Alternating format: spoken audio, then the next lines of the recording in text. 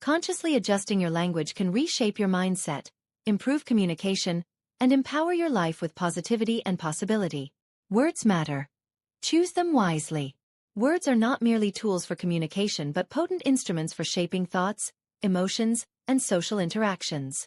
Their influence extends to personal well-being, societal structures, and group dynamics.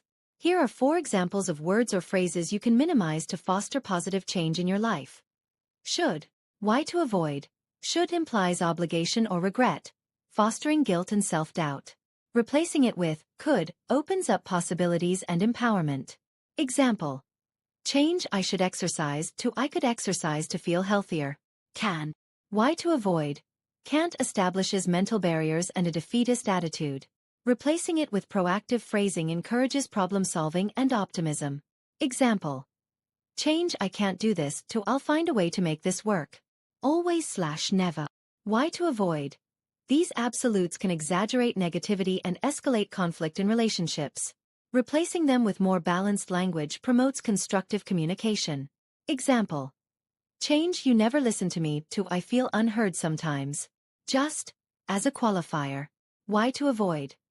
Using just diminishes confidence and undermines statements, especially in professional or personal requests. Example. Change I just wanted to check in to I wanted to follow up. Thank you for watching. If you like, please like and subscribe.